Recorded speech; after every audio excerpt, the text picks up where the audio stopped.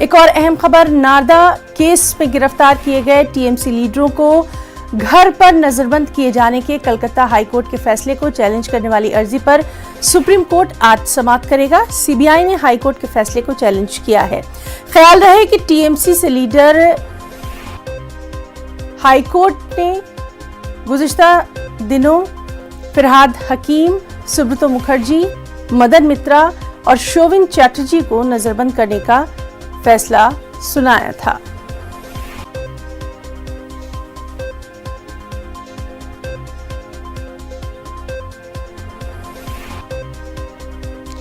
चलिए सीधे रुख करेंगे हमारे साथी सुशील पांडे का।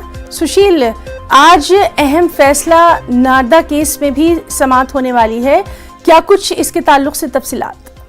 जी बिल्कुल हिना, आज काफी अहम सुनवाई है। सीबीआई ने फिलहाल कलकत्ता हाई कोर्ट के 2 आदेश को सुप्रीम कोर्ट में चुनौती दी है। पहला आदेश कि तमाम जो टीएमसी के नेता हैं उनको हाउस अरेस्ट करने की जो फिलहाल आदेश कोर्ट ने दी थी उसको चैलेंज किया गया है। साथ ही साथ जो 5 जजों की जो बेंच तमाम नेताओं के बेल मैटर को सुनना चाह रही थी उस आदेश को भी चुनौती दिया है। तो आज इस दोनों अर्जियों पर फिलहाल सुप्रीम कोर्ट सुनवाई करेगा। देखना बेहद अहम होगा कि जिस उम्मीद से फिलहाल सीबीआई सुप्रीम कोर्ट पहुंची है, क्या सुप्रीम कोर्ट से उन तमाम लोगों को राहत मिलती है या फिर नहीं। वहीं हिना, एक और अर्जी सुप्रीम कोर्ट में दाखिल की गई है जिस पर आज सुनवाई होगी।